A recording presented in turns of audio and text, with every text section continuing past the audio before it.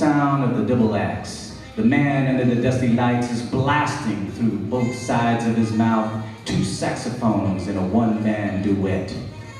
You fall in love at once, but Gerald K. Lee is Sandy Who's new boyfriend, though soon to be her ex.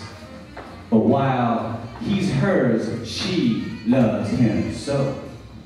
As I was saying, he's an outlaw, number 21, just released on probation after doing 4 months at San Bruno County Jail.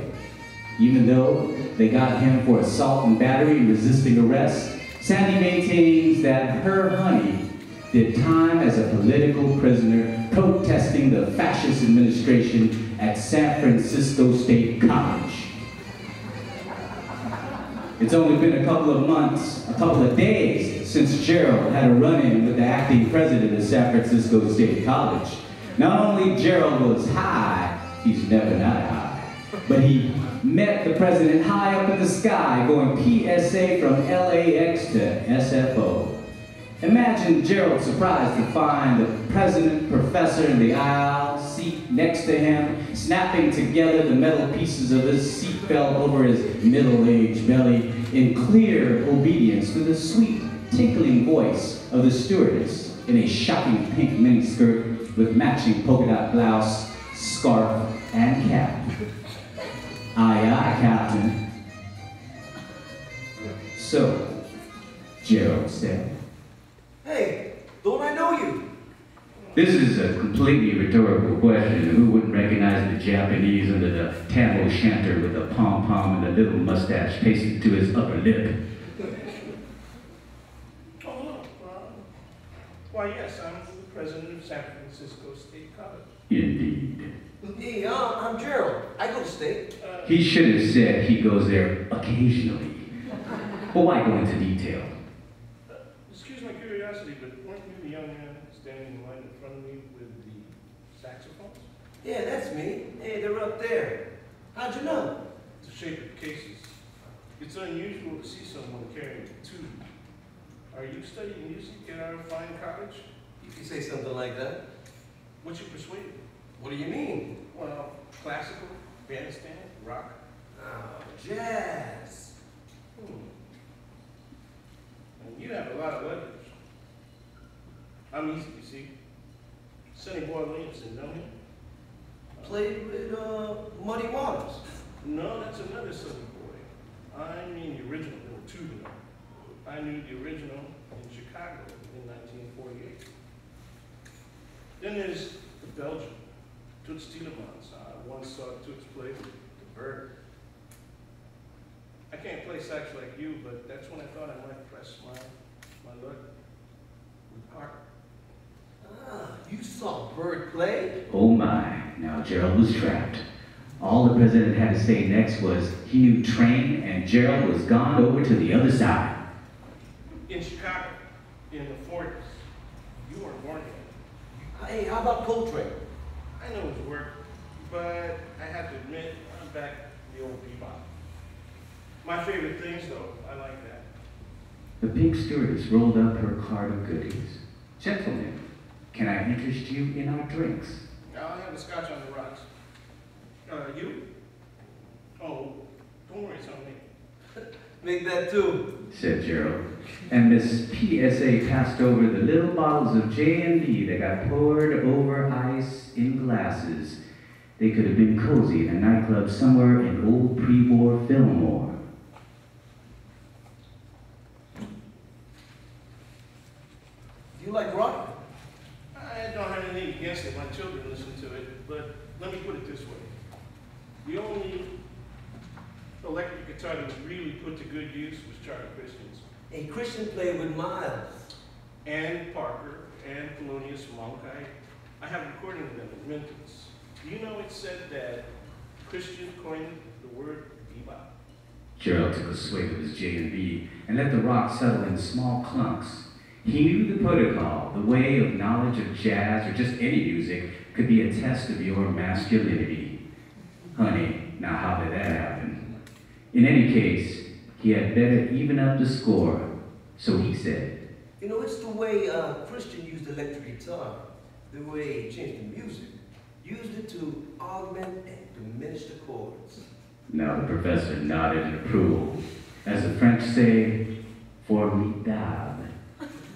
So, you can see how the guitar's used by guys like Hendrix. He was showing he didn't have any musical prejudices, though he probably does. The professor changed the subject, probably because he hates rock anyway.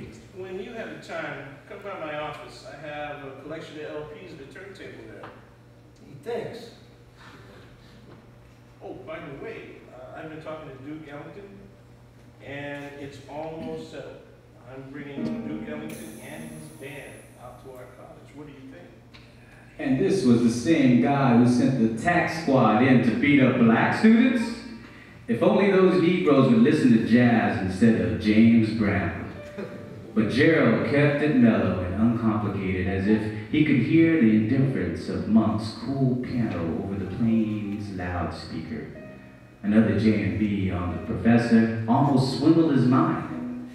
The conversation went on amiably and maturely, like that for the duration of the short flight, until the pink stewardess came by with her sweet suggestions to store their tray tables and to reposition their seats to their upright and proper positions. Stiff back, Gerald and the professor braced themselves for the landing. The pink stewardess took her own seat, perky and at attention, and PSA dipped into and caressed the fog. Gerald practiced his circular breathing and heard a high C blow in his mind forever, heading for SFO's spreading tarmac. So, when Gerald and the professor landed at SFO, the jazz aficionados were in a good mood, and the professor said, Do you need to ride into the city? Hey, I'll take you up on that. But I got all these, and plus I got a suitcase with all my stuff in it. Where do you live? I live on J-Town, on Laguna. Your family from here? No, LA. Visiting?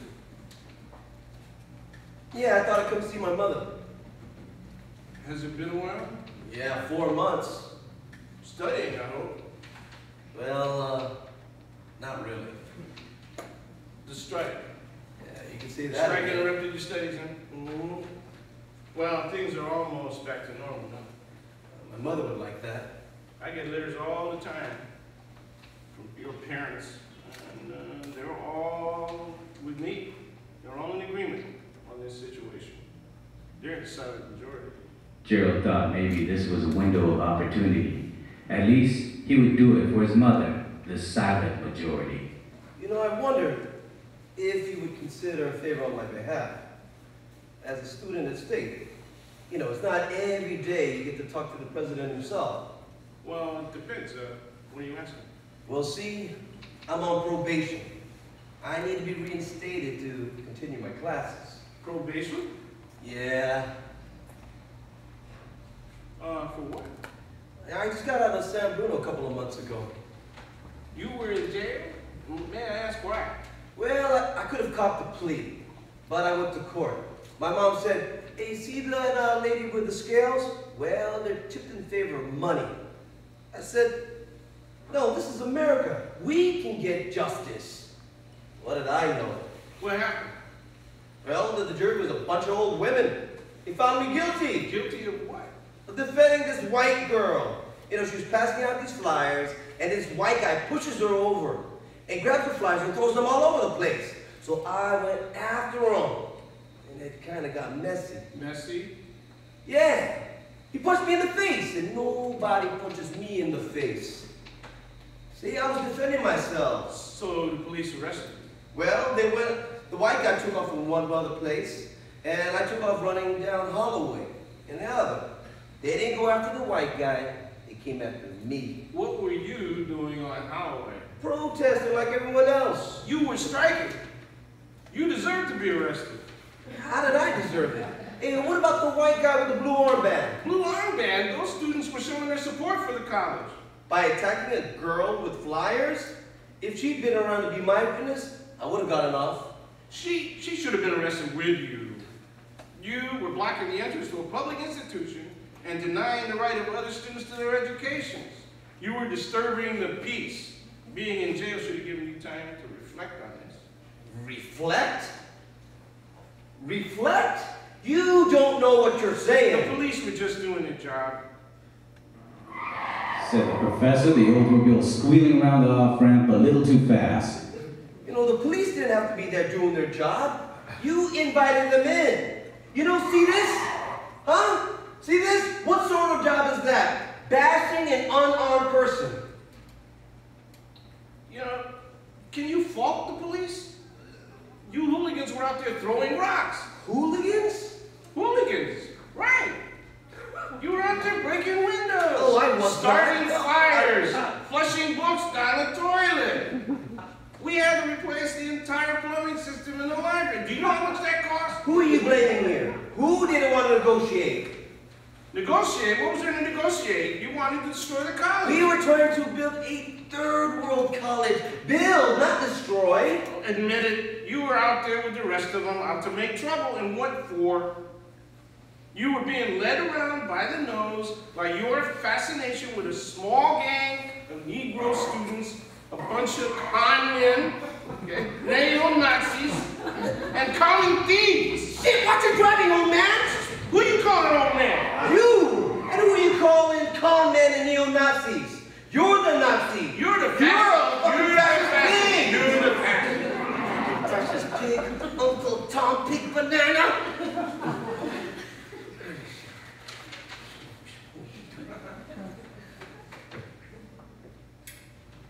What's that you doing? Even the professor recognized the smell of cannabis. Now, wouldn't that be the scandal? If he would just keep running those red lights, maybe they'd be stopped by a cop, and the president of SFSC would be caught red-handed for possession. What did Gerald care as long as he did not have to share a cell with him? That's it. Get out! Get out!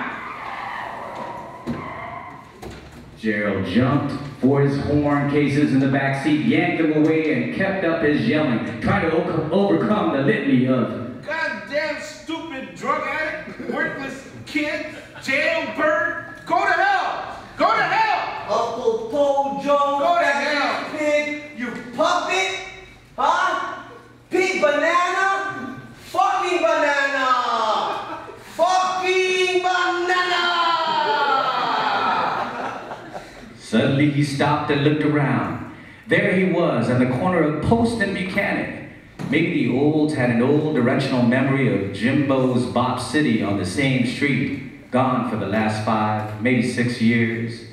Gerald shrugged and took his instruments from their cases, hooked them to the straps around his neck, and started to blow, right there, on Post Street. It was all he wanted to do these past 4 months. He wanted to shake the memory of his mother standing there. She had looked so small and weary, but she still forgave him. She told everyone in the family that he wasn't a criminal like the others in there. He was just protesting, and everyone had a right to protest. Everyone had a right to protest. He could hear the chaos of Coltrane's ascension, and that would be his fuck off. It was everything the president was beyond understanding or knowing. It was Gerald's invisibility, the musician behind and beyond the music, the spirit of the man that blew through the horn, past his yellow skin, past all expectations. It was everything he couldn't say because he wasn't a man of words. It would be his revolution.